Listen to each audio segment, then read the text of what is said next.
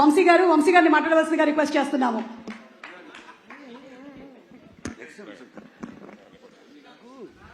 Good evening everybody. ఇప్పుడు దాకా అన్ని ప్రెస్ మీట్లలో బాబీ గారి గురించి, తమన్ గురించి, లేకపోతే బాలకృష్ణ గారి గురించి మాట్లాడి మీకు బోర్ కొట్టినట్టుంది.